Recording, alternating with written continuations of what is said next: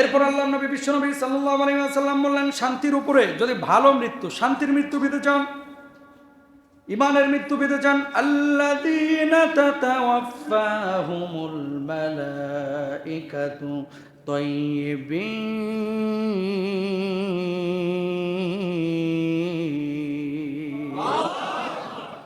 যাদের ফেরেশতারা পবিত্র অবস্থায় নেই, তারা বলে তোমাদের উপরে শান্তি বর্ষিত হোক। যখন আপনার রূহটা কবজ হবে, যদি আপনি ঈমান নিয়ে মরতে পারেন, সাদা শুভ্র পোশাক পরা এমন কিছু ফেরেশতারা জান্নাতি নাজ নিয়ামত নিয়ে আপনাদের সামনে হাজির হবে আর বলবে, ও আল্লাহর বান্দা, রব্বুল আলামিন তোমার উপরে খুশি হয়েছে। জান্নাতের নাজ নিয়ামতগুলো তার সামনে তুলে ধরবে, অপলক দৃষ্টিতে সে তাকিয়ে থাকবে।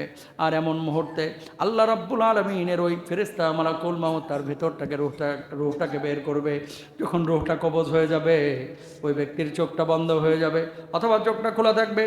মা সন্তানকে দুধ পান করানোর সময় বাচ্চা যেমন ঘুমন্ত অবস্থায় থাকে, মুখ থেকে স্তনটা টান দিলে যেমন বাচ্চা বুঝতে পারে না, আল্লাহ রাব্বুল আলামিন ওই মুমিন বান্দার রূহ কবজের সময় এমন শান্তি বিরাজ করবেন, রূহটা কবজ হয়ে যাবে, ওই বাচ্চার মতো সে বুঝতে পারবে না। জোরে বলেন সুবহানাল্লাহ। বুঝতে পারবে না। এরকম শান্তির মৃত্যু আমার সব চাচা চাচি, আমার মুরব্বী ভাই বাবা যারা এখানে আছেন, সবাইকে আল্লাহ শান্তির মৃত্যু দান করুন। বলো না আমিন। আরো জোরে বলো না আমিন। কালেমা নসিব চান না মৃত্যুর আগে? সবাই চান তো? কালেমা নসিব হোক এটা যদি চান, তাহলে কালেমাওয়ালার কাজ করতে হবে। কালেমাওয়ালার কাজ কি? কালেমাওয়ালার কাজ হচ্ছে লা ইলাহা ইল্লাল্লাহ মুহাম্মাদুর রাসূলুল্লাহ, আল্লাহ ছাড়া কোনো মাবুদ নাই, আল্লাহ রাসূল মুহাম্মাদুর রাসূলুল্লাহ সাল্লাল্লাহু আলাইহি ওয়াসাল্লাম।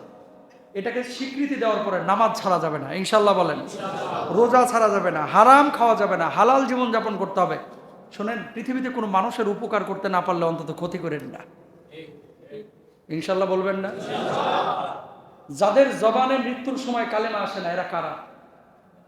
যারা মুনাফিক, যারা বেঈমান, যারা বদকা, যারা নামাজ পড়ে না, যারা মানুষের গীবত করে, যারা পরনিন্দা করে, যারা সারা জীবন গুনাহে কবিরা করেছে।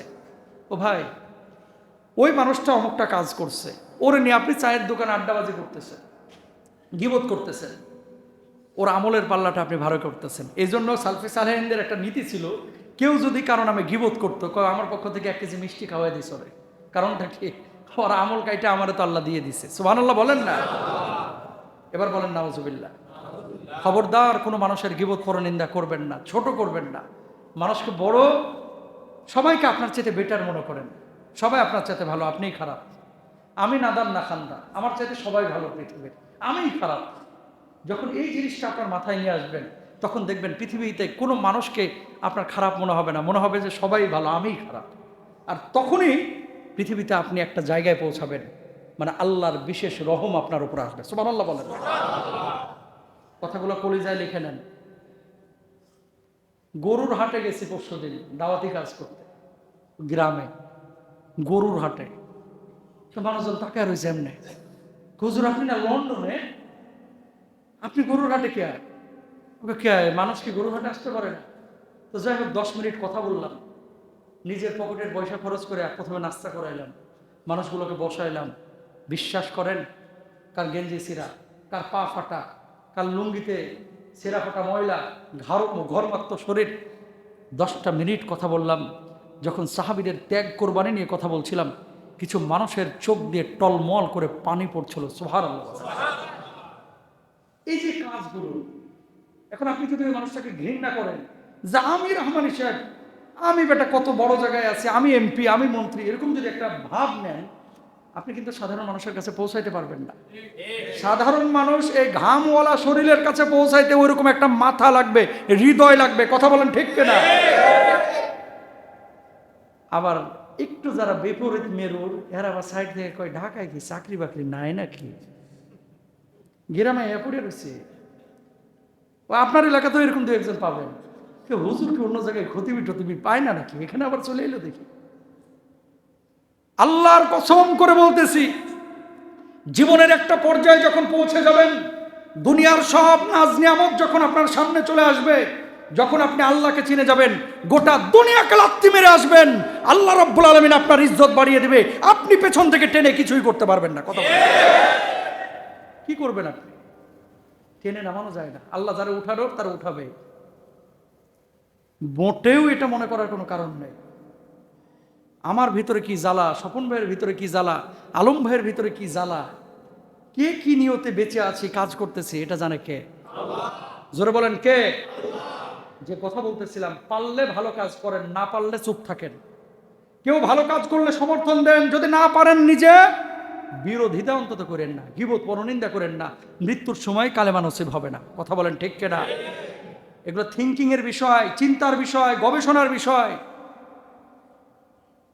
ওয়াজ অনেক কিছুই করা যায়। এই যে কাউন্সিলিং গুলো, এগুলো আপনার জীবনের পাথেও ভাই, এগুলো আপনার জীবনের পাথেও। আল্লাহ তাআলা আমাদেরকে বুঝদান করুক, আমিন বলেন। মান কানা আখিরু কালামিহি লা ইলাহা ইল্লাল্লাহ দাখালাল জান্নাহ। আমার নবী বলছে, কেউ মৃত্যুর আগে যদি একবার খালি লা ইলাহা ইল্লাল্লাহ বলছে, আমার আল্লাহ রাব্বুল আলামিন সাথে সাথে জান্নাতের সার্টিফিকেট দিয়ে দেবে। কত মুরব্বী আইসিইউতে দেখবেন এরকম করে, আল্লাহ আল্লাহ আল্লাহ আল্লাহ। ভালো মৃত্যুর লক্ষণ, সুবহানাল্লাহ বলেন না? আপনার বাপদাদারাও আছে, সাধারণ খেটে খাওয়া মানুষ, অত বড় আলেমও না, খতিবও না, বক্তাও না, কিন্তু মৃত্যুর আগে লা ইলাহা ইল্লাল্লাহ বলছে। সুবহানাল্লাহ। তাহলে কার নসিবে কালিমা আসবে এটা আপনিও জানেন না, আমিও জানি না। আল্লাহ দেখবে আপনার হৃদয়ের অবস্থা। ভাই, নিজে সৎ হন, নিজে সমালোচনা করবেন না, গীবত করবেন না, পরনিন্দা করবেন না, ভালোভাবে চলবেন, মানুষের ক্ষতি করবেন না, ইনশাআল্লাহ। নামাজ তো ছাড়লেও চলবে নাকি? নামাজ পড়া লাগবে তো। এখন যেমন সবাই এসেছেন, 5 ওয়াক্ত নামাজ যার যার জায়গায় পড়বেন, ইনশাআল্লাহ বলেন। আল্লাহ কবুল করুন, আমিন। আর ছোট্ট করে 1-2টা বিষয় বলে শেষ করে দেবে ইনশাআল্লাহ তাআলা। এই মসজিদটা আল্লাহ সুবহানাহু ওয়া তাআলার অশেষ দয়ায় আপনারা খুব সুন্দরভাবে পরিচালনা করেন। প্রত্যেকটা মানুষেরই এই মসজিদের প্রতি অবদান আছে। সম্ভবত ওই যে কলাম আজকে শেষ হয়েছে আপনাদের, আলহামদুলিল্লাহ। এই কলামের যারা আপনারা অর্থ দিয়ে সহযোগিতা করেছেন, করছেন, 2টা হাদিস আপনারা শুনেন। আল মাসাজিদু শাহিদুন, নবীজি বলছেন কিয়ামতের ময়দানে প্রত্যেকটা মসজিদ, দুনিয়া তো বড় বড় বিল্ডিংগুলো তুলার মতো উঠতে থাকবে সিংহায় ফুৎকারের পরে, সব কিছু ধ্বংস হয়ে যাবে। আল্লাহ রাব্বুল আলামিন পৃথিবীর এই মসজিদগুলোকে যেমন ছিল ঠিক ওইভাবেই ইনটেক আকাশে তুলে নেবেন। সুবহানাল্লাহ। মসজিদের ইটগুলো সাক্ষী দেবে। সুবহানাল্লাহ বলেন না? এই টাইলস, কারো না কারো তো টাকা আছে, টাইলসে আছে না নাই? এসিডায় কারো না কারো টাকা আছে তো, ফ্যানে আছে না নাই? এই প্রত্যেকটা টাইলস, বালিকণা, ধুলিকণা, সিমেন্টের কোণা সেদিন সাক্ষী দিয়ে বলবে যে আল্লাহ, এই মানুষটা তোমার ঘর নির্মাণে সহযোগিতা করেছিল, আল্লাহ তাকে ছাড়া আমি জান্নাতে যাব না। সুবহানাল্লাহ বলেন। তো সেই জান্নাতে আমরা যাইতে চাই না? কবর আলোকিত না অন্ধকার বলেন? নবীজি বলছেন, মান আযা মসজিদান আযা আল্লাহু লাহু নূরান ফিল কবর। যে ব্যক্তি মসজিদকে আলোকিত করলো, মসজিদকে সংস্কার করলো, মসজিদকে দেখভাল করলো, আল্লাহ রাব্বুল আলামিন তার কবরকে আলোকিত করে দিবেন। তাহলে কবরে বাতি জ্বালাইতে চাইলে মসজিদে বাতি জ্বালাইতে হবে, মসজিদে ইট সিমেন্ট রড দিতে হবে, ইনশাআল্লাহ। এরপর আপনি বলবেন যে হুজুর, আমার তো অত সামর্থ্য নাই, তাহলে আমি কি করব? নবীজি এর জন্য বলেছেন, সম্ভব হলে কবুতরের একটা ঘরের সমান হলেও তুমি মসজিদ দিয়ে শামিল হও। মানে কবুতরের ঘর যতটুকু, কবুতরের ঘর কয় কিলোমিটার? আরে হাতের তালুর সমান সে না। এই তালুর সম পরিমাণ জায়গা, তালুর সম পরিমাণ ইট, তালুর সম পরিমাণ সিমেন্ট, তালুর সম পরিমাণ বালুও যদি দেন মসজিদে, আল্লাহর নবী বলছেন বানাল্লাহু লাহু বাইতান ফিল জান্নাহ, তার জন্য জান্নাতে ইংরেজিতে বলা হয় প্যারাডাইজ। আল্লাহ রাব্বুল আলামিন এমন একটা বালাখানা বানাইবেন, যেই বালাখানা দূর থেকে দেখা যাবে। জোরে বলেন সুবহানাল্লাহ। তো এই মসজিদটা আপনার, এই মসজিদটা আমার, এই মসজিদটা আপনাদের সবার। এই মসজিদের আপনারা যারা দায়িত্বশীল আছেন, আল্লাহ সুবহানাহু ওয়া তাআলা আপনাদের খেদমাতগুলোকে কবুল মঞ্জুর করুন। তাহলে মৃত্যু নিয়ে আলোচনা হলো, আমরা সৎ জীবনযাপন যদি করি, নামাজ, কালাম, তওবা, তাহলিল এগুলো যদি ঠিক মতো করি, ইনশাআল্লাহ তাআলা আমাদের মৃত্যুটা সুন্দর মৃত্যু হবে। মাঝখানে শিক্ষণীয় অনেক কথা বলেছি যে বিশ্ব কোন গতিতে চলছে, আমরা কোথায় আছি। আপনি যে জায়গাটা স্বপ্ন দেখছেন, ওই জায়গাটায় যারা পৌঁছিয়েছে ওরাও আসলে সুখী না। সুখ হচ্ছে দিন মানার মধ্যে, সুখ হচ্ছে ইসলাম মানার মধ্যে, সুখ হচ্ছে আপেক্ষিক বিষয়, আন্তরিক বিষয়। যতদিন আপনি সুস্থ সবল, আপনি সুখী মানুষ। আপনি অসুস্থ, আপনি বিমারি, আপনার পরিবারে বারাকা নাই, সন্তান কথা শোনে না, বউ কথা শোনে না, মেয়ে কথা শোনে না, কেউ পাত্তা দেয় না, লাঞ্ছনার জীবন, সম্মানের জীবন নাই, আপনি অসুখী। এই জন্য সম্মানজনক জীবনের জন্য হালাল খাইতে হবে, হারাম জীবনযাপন বর্জন করতে হবে। আল্লাহ তৌফিক দান করুক, সবাই বলে না।